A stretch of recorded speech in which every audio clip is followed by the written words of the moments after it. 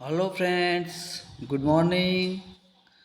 તો વિદ્યાર્થી મિત્રો, આપણે આજે ધોરણ 10નો અભ્યાસક્રમની અંદર થોડા આગળ વધતા ગઈકાલના લેક્ચરની અંદર આપણે શાના વિશે અભ્યાસ કર્યો હતો. ચલો, તમે દરેક વિદ્યાર્થી મિત્રોએ હોમવર્ક કર્યું હશે, રાઈટ? ચલો, સરસ. તો વિદ્યાર્થી મિત્રો, આપણે ગઈકાલના લેક્ચરની અંદર શું ભણ્યા હતા? અચ્છા, ચલો. તો તમે શું ભણ્યા હતા? તો કે પ્રાકૃતિક સંખ્યાઓ વિશે ભણ્યા હતા, પૂર્ણ સંખ્યાઓ વિશે ભણ્યા હતા, ત્યાર પછી પૂર્ણાંક સંખ્યાઓ વિશે ભણ્યા હતા, સમય સંખ્યાઓ વિશે આપણે એના પછી આગળ આપણે આજે અભ્યાસ કરવાનો છે. ફરીથી મિત્રો આપણે એક વખત ચર્ચા કરી લઈએ આપણે કે પ્રાકૃતિક સંખ્યાઓની અંદર આપણે શું શીખ્યા હતા. તો કે પ્રાકૃતિક સંખ્યાની અંદર આપણે પ્રાકૃતિક સંખ્યા કોને કહેવાય છે? સૌથી નાની પ્રાકૃતિક સંખ્યા કેટલી છે? તો કે 1 છે. પ્રાકૃતિક સંખ્યાના સંકેતમાં શેના વડે દર્શાવી શકાય છે? તો કે n વડે દર્શાવી શકાય છે. પ્રાકૃતિક સંખ્યાને ઇંગ્લિશમાં શું કહેવામાં આવે છે? તો કે નેચરલ નંબર કહેવામાં આવે છે. શું કહેવામાં આવે છે? નેચરલ નંબર કહીએ છીએ આપણે. શું કહીએ છીએ? નેચરલ નંબર કહીએ છીએ. અને બીજા નંબરની અંદર કે પ્રાકૃતિક સંખ્યાઓની આપણે વ્યાખ્યા કેવી હોય તો શું કહી શકીએ છીએ? તો કે પ્રાકૃતિક સંખ્યાઓ એને કહેવાય છે કે જે સંખ્યાઓમાં ધન પૂર્ણાંકોનો સમૂહ જે હોય છે. શું હોય છે? ધન પૂર્ણાંકના સમૂહને પ્રાકૃતિક સંખ્યા તરીકે કહીએ છીએ. બીજી કોઈ વ્યાખ્યા આપવી હોય તો આપણે કહી શકીએ છીએ કે ગણતરીની સંખ્યા પણ કહેવાય છે. તે કેટલી સંખ્યાઓ સુધી છે? તો કે અસંખ્ય સુધી છે. ત્યાર પછી આપણે શેના વિશેની ચર્ચા કરી હતી કે પૂર્ણ સંખ્યા કોને કહેવાય છે? તો કે પૂર્ણ સંખ્યાની અંદર કઈ સંખ્યાઓનો સમાવેશ થાય છે? કે 0, 1, 2, 3 શૂન્ય સંખ્યા પ્લસ ધન પૂર્ણાંકોના સમૂહને આપણે પૂર્ણ સંખ્યા કહીએ છીએ. સૌથી નાની પૂર્ણ સંખ્યા કેટલી છે? તો કે 0 છે. ત્યાર પછી આપણે વાત કરીએ ઋણ પૂર્ણાંકો કોને કહેવાય છે? સૌથી મોટો ઋણ પૂર્ણાંક કયો છે? તો કે -1 છે. તે અસંખ્ય છે. ત્યાર પછી આપણે પૂર્ણાંક સંખ્યાઓની વાત કરી હતી. તો પૂર્ણાંક સંખ્યાઓ કોને કહેવામાં આવે છે? તો કે ધન પૂર્ણાંકો, ઋણ પૂર્ણાંકો અને શૂન્યના સમૂહને પૂર્ણાંક સંખ્યાઓ કહેવામાં આવે છે અને તે અસંખ્ય છે. ત્યાર પછી આપણે વાત કરી હતી કે અપૂર્ણાંક કોને કહેવાય છે, એમ ધન પૂર્ણાંક કોને કહેવાય છે, ઋણ અપૂર્ણાંક કોને કહેવાય છે, અંશ અને છેદ વિશેની પણ ચર્ચા કરી હતી. ફરીથી આપણે એક વખત જોઈ લઈએ તો કે દાખલા તરીકે તમારી પાસે કોઈ એક સંખ્યા છે, 5/7 છે, તો આપણને એમાં ખબર હોવી જોઈએ કે જે ઉપરનો પહેલો 5 છે એને શું કહેવાય છે? અંશ કહેવાશે. અને જે નીચેના 7 છે એને શું કહેવાશે? છેદ કહેવાશે, રાઈટ? ત્યાર પછી આપણે આગળ જોયું તો કે દશાંશ ચિહ્ન કોને કહેવાય છે? તો કે દશાંશ ચિહ્ન જે અપૂર્ણાંક સંખ્યા છે, અપૂર્ણાંક સંખ્યાનો તમે ભાગાકાર કરો છો અને ભાગાકાર કરતા તમને જે ભાગફળ મળે છે 0.5, તો એ 0.5 જે છે એ તમારું દશાંશ ચિહ્ન કહેવાશે. શું કહેવાશે? દશાંશ સંખ્યા કહેવાશે. શું કહેવાશે? દશાંશ સંખ્યા. અને એને પાછું અપૂર્ણાંકની અંદર ફેરવવું હોય તો આપણે 5/10 લખી શકીએ છીએ. શું લખી શકીએ છીએ? 5/10 લખી શકીએ છીએ. ત્યાર પછી મિત્રો આપણે આગળ જોઈએ તો કે સમય સંખ્યા કોને કહેવાય? શું કહેવાય? સમય સંખ્યા કોને કહેવાય? તો સમય સંખ્યા કોને કહેવાય એના વિશેની આપણે ચર્ચા કરી લઈએ. તો કે જે સંખ્યાઓ જે છે, જે તમારી પાસે કોઈ સંખ્યા હોય છે, એ સંખ્યાને આપણે લખવી છે તો કે અંશ ભાગ્યા છેદની અંદર લખી શકાય, રાઈટ? ધ્યાન રાખજો મિત્રો, અંશ ભાગ્યા છેદ એટલે કે દાખલા તરીકે p/q સ્વરૂપની અંદર કહી દો આપણે. p જે છે એ અંશના સ્વરૂપમાં છે અને છેદ છે એ ક્યુના સ્વરૂપમાં છે. તેવી સંખ્યાઓને આપણે શું કહી શકીએ છીએ? સમય સંખ્યાઓ કહી શકાય, રાઈટ? તો અહીંયા ખાસ ધ્યાન રાખવાનું છે કે જ્યાં p અને q એટલે કે અંશ અને છેદ કેવી સંખ્યાઓ છે? પૂર્ણાંક સંખ્યાઓ છે. પૂર્ણાંક સંખ્યાઓની અંદર કઈ સંખ્યાઓ આવે છે? તો કે શૂન્યનો સમાવેશ થાય છે, ધન પૂર્ણાંકોનો સમાવેશ થાય છે, ઋણ પૂર્ણાંકોનો સમાવેશ થાય છે, વગેરે સંખ્યાઓનો સમાવેશ થાય છે, રાઈટ? પરંતુ ખાસ ધ્યાન રાખજો અહીંયા મિત્રો, તો કે જે છેદ છે એ તમારે 0 લેવાનો નથી. ખાસ ધ્યાન રાખજો, અહીંયા છેદ જે છે એ છેદમાં ક્યારેય તમે 0 લઈ શકશો નહીં. છેદમાં તમે ક્યારેય 0 લઈ શકશો નહીં, રાઈટ? ત્યાર પછી જેમ કે 1/2, 2/5, 3/5 વગેરે બધી આ સંખ્યાઓ કેવી છે તમારી પાસે જે છે એ ધન સમય સંખ્યાઓ છે. કેવી સંખ્યાઓ છે? ધન સંખ્યાઓ છે, રાઈટ? સમય સંખ્યાની ખાસ એક વખતની વ્યાખ્યા તમારા માઇન્ડની અંદર ઉતારી દેજો કે જે સંખ્યાઓને અંશ ભાગ્યા છેદના સ્વરૂપમાં લખી શકાય, જે સંખ્યાઓને અંશ ભાગ્યા છેદના સ્વરૂપમાં લખી શકાય તેવી સંખ્યાઓને સમય સંખ્યા કહેવાય. જ્યાં પી અને ક્યુ એ પૂર્ણાંક સંખ્યાઓ છે, પરંતુ Q not equal to 0. Q not equal to 0. ચલો, તો વિદ્યાર્થી મિત્રો, આપણે સમય સંખ્યા છે એની વ્યાખ્યા લખવી શું લખી શકાશે? તો કે જે સંખ્યાને અંશ ભાગ્યા છેદ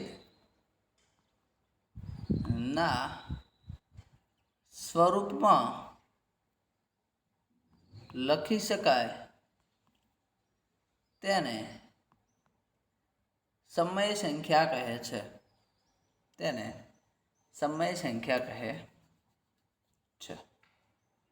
બીજી વ્યાખ્યા લખો, રાખી નાખો. જે સંખ્યાઓને પી ભાગ્યા ક્યુ સ્વરૂપમાં દર્શાવી શકાય તેવી સંખ્યાઓને સમય સંખ્યા કહેવાય છે.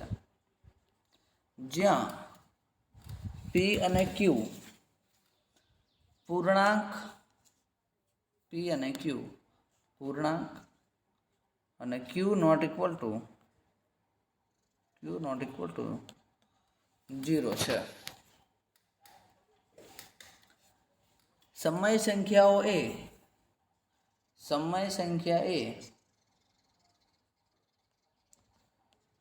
ધન સમય સંખ્યા, ઋણ સમય સંખ્યા અને શૂન્ય સમય સંખ્યા ના સ્વરૂપમાં જોવા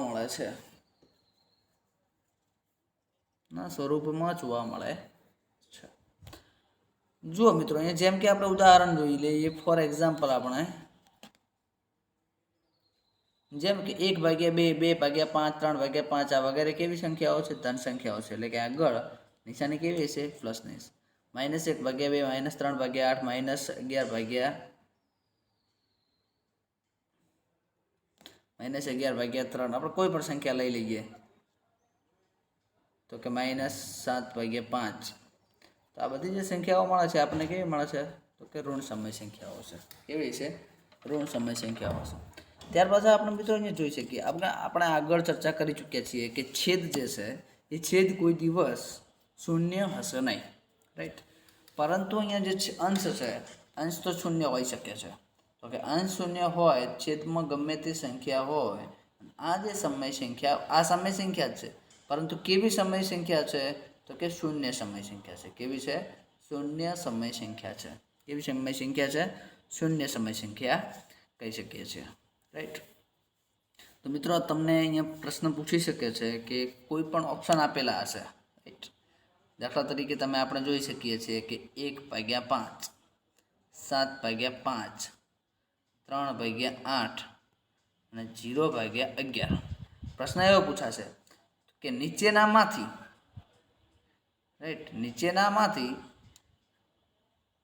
કઈ સંખ્યા એ શૂન્ય સમય સંખ્યા છે? બધી સમય સંખ્યાઓ તો છે જ ઓલરેડી, રાઈટ? કઈ શૂન્ય સમય સંખ્યા છે? તો આપણે મિત્રો, આપણો જવાબ શું આવશે અહીંયા? તો કે 0/11, રાઈટ? બીજો પ્રશ્ન એમ પૂછે કે નીચેનામાંથી કઈ સંખ્યાઓ એ ધન સમય સંખ્યાઓ છે? ધન સમય સંખ્યાઓ છે. તો અહીંયા આ બધી ઋણ છે, રાઈટ? આ બધી અહીંયા જે છે એ કેવી છે? ઋણ છે. ઋણ. તો આ અહીંયા આપણી પાસે એક જ વધશે કે એ કેવી હશે? ધન સમય સંખ્યા છે, રાઈટ? એટલે કે જે પ્રશ્ન પ્રમાણે હોય એ પ્રમાણે તમારે વાંચીને લખવાનું છે. ત્યાર પછી આપણે મિત્રો અહીંયા જોઈએ તો કે અસમય સંખ્યા કોને કહેવાય? તો મિત્રો, અહીંયા ખાસ આપણે વ્યાખ્યા યાદ કરી લેશો. એટલે કે જે સમય સંખ્યા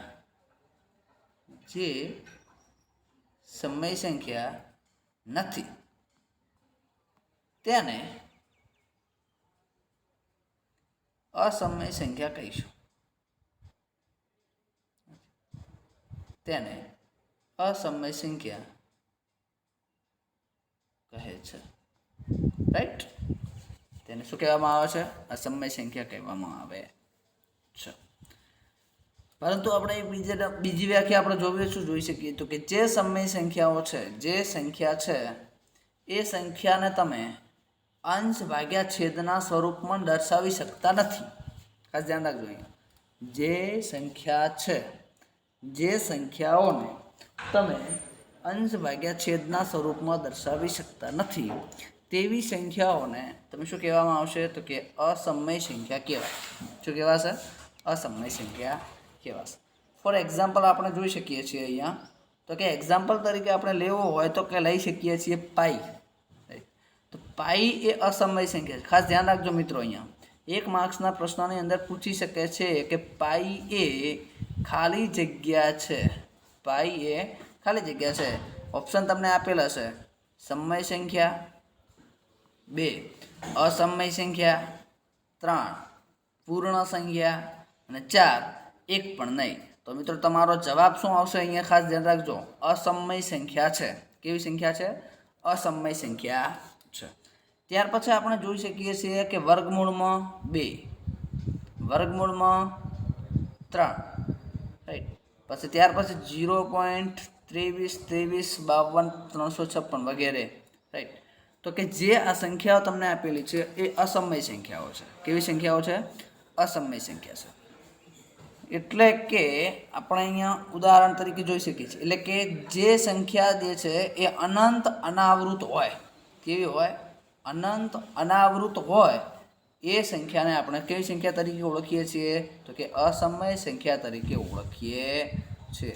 દશાંશની અંદર આપણે ઘણા પ્રકાર આગળ જોઈશું. શાંત દશાંશ આવશે, અનંત આવૃત આવશે, અનંત અનાવૃત આવશે.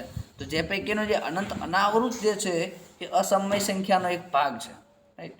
બાકીની બે એટલે કે શાંત દશાંશ અને અનંત આવૃત દશાંશ એ કઈ સંખ્યાઓનો સમાવેશ થશે એમાં તો કે સમય સંખ્યાની અંદર સમાવેશ થશે. કઈ સંખ્યાની અંદર સમાવેશ થશે?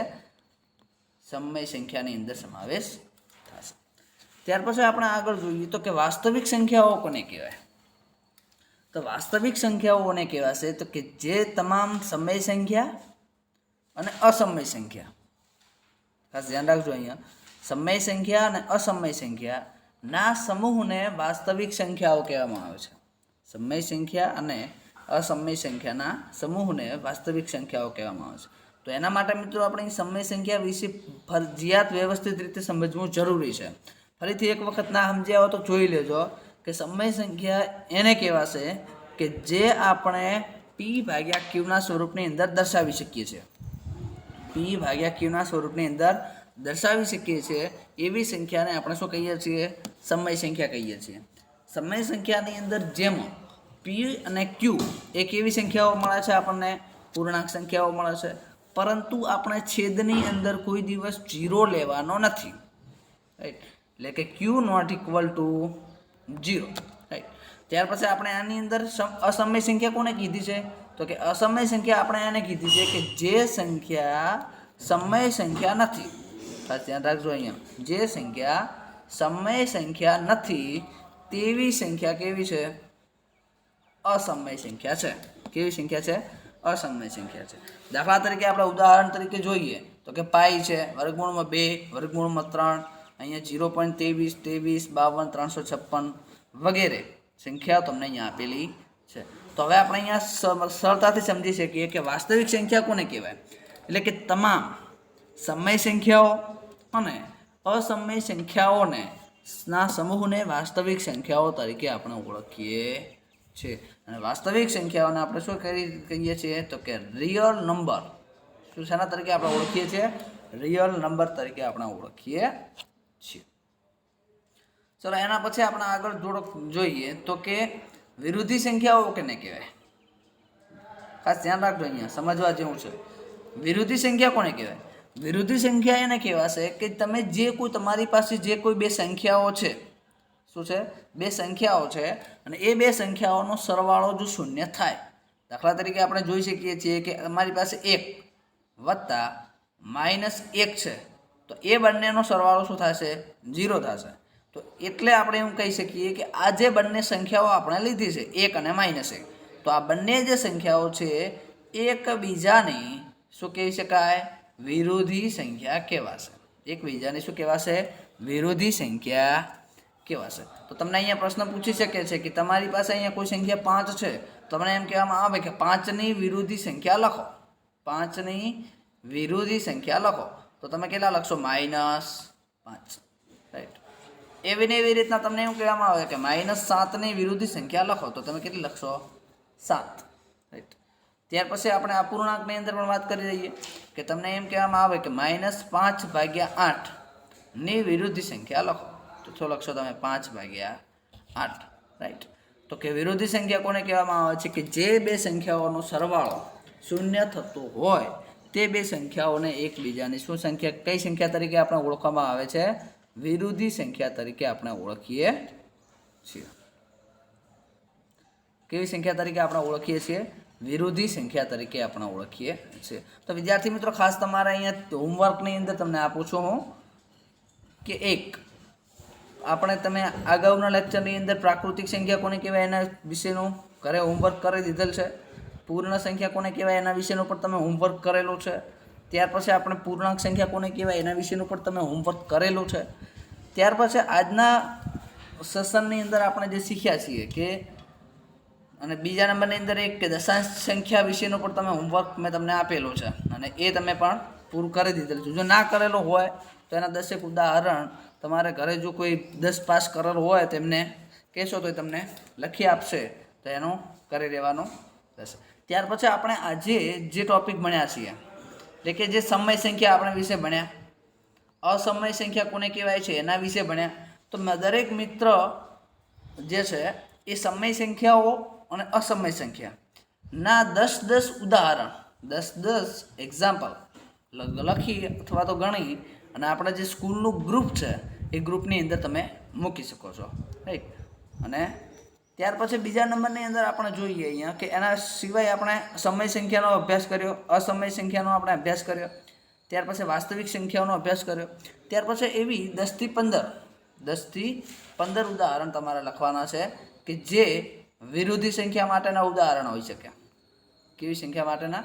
વિરોધી સંખ્યા. મિત્રો આ વિરોધી સંખ્યા જે છે એ તમે ધોરણ ઓલરેડી 6 થી કરી અને 8મા ધોરણની અંદર તમે ભણી ચૂક્યા છો. 6 થી કરી અને 8મા ધોરણની અંદર તમે ભણી ચૂક્યા છો. રેડી. એટલે કે અહીંયા આમાં કોઈ વિરોધી સંખ્યા જે છે એમાં કોઈ તમારે અઘરું પડશે નહીં. રાઈટ. ત્યાર પછી આપણે આગળ જોઈએ. ખાસ હવે અહીંયા આપણે ધ્યાન રાખવાનું છે તો કે કોઈ સંખ્યાની વિરોધીની વિરોધી તે સંખ્યા પોતે જ થાય. શું છે? કોઈ સંખ્યાની વિરોધીની સંખ્યા શું? ધ્યાન રાખજો અહીંયા ખાસ.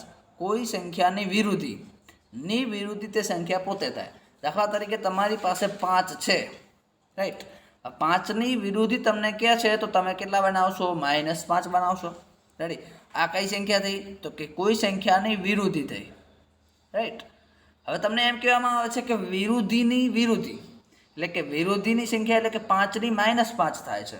તો કે -5ની વિરોધી સંખ્યા કેટલી થશે? તો કે 5. એટલે કે આ સંખ્યા પોતે જ થશે. રાઈટ. ધ્યાન રાખજો એ મિત્રો, કોઈ સંખ્યાની વિરોધીની વિરોધી તે સંખ્યા પોતે જ થાય છે. ઉદાહરણ તરીકે આપણે હમણાં સમજાવ્યું એ પ્રમાણે કે જેમ કે 5ની વિરોધી સંખ્યા -5 છે અને -5ની વિરોધી સંખ્યા કેટલી થશે? 5 થશે. રાઈટ. રેડી.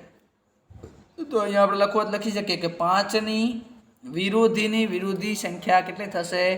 5 થશે. 5ની વિરોધીની વિરોધી સંખ્યા કેટલી થશે? 5 થશે. ત્યાર પછી આપણે જોઈ લઈએ કે વ્યસ્ત સંખ્યા કોને કહેવાશે તો કે જે બે સંખ્યાઓનો ગુણાકાર 1 થાય. ખાસ ધ્યાન રાખજો અહીંયા, જે બે સંખ્યાઓનો ગુણાકાર કેટલો થાય? 1 થાય અને તેવી બે સંખ્યાઓને એકબીજાની વ્યસ્ત સંખ્યા કહેવાય. શું કહે છે અહીંયા કે બે સંખ્યાઓનો ગુણાકાર. તમારી પાસે એક સંખ્યા છે 5. રાઈટ. અને બીજી સંખ્યા જે છે એ બંનેનો ગુણાકાર તમારે 1 કરવાનો છે. ગુણાકાર કેટલો કરવાનો છે? 1 કરવાનો છે. હવે તમે વિદ્યાર્થી મિત્રો અહીંયા જોઈ શકો છો કે 5 છે તો એને કેટલા વડે ગુણીએ તો અહીંયા 1 આવે. તો કે એનો વ્યસ્ત કરવો પડશે. એનો વ્યસ્ત એટલે કે એનું ઊંધું. દાખલા તરીકે 5 છે તો 5ના વ્યસ્ત શું થશે? તો કે 1/5. જો અહીંયા 5 જે છે એ શેમાં છે? અંશમાં છે અને છેદમાં કેટલા હશે? કશું ના હોય તો 1 હોય. રાઈટ. 5 અંશમાં છે અને છેદમાં 1 છે, તો એનો વિરોધી જે અંશમાં છે એ છેદમાં જશે, જે છેદમાં છે એ ક્યાં આવશે? અંશમાં આવશે. તો આ 5 5 કેન્સલ થઈ જશે, તો કેટલા આવશે? 1. રાઈટ. તો આપણે એવું લખવું હોય લખી શકાય કે 5ની વ્યસ્ત સંખ્યા કેટલી થશે? 1/5. 5ની વ્યસ્ત સંખ્યા કેટલી થશે? 1/5. ત્યાર પછી એવી રીતના આપણે અહીંયા જોઈ શકીએ છીએ કે 3ની વ્યસ્ત સંખ્યા કેટલી થાય? તો કે 1/3. 7ની વ્યસ્ત સંખ્યા કેટલી થાય? 1/7. રાઈટ. -3/11ની વ્યસ્ત સંખ્યા કેટલી થશે? તો કે -11/3. રાઈટ. તો વિદ્યાર્થી મિત્રો ત્યાર પછી આપણે અહીંયા આગળ જોઈએ તો કે કોઈ સંખ્યાની વ્યસ્ત સંખ્યા પોતે જ થાય.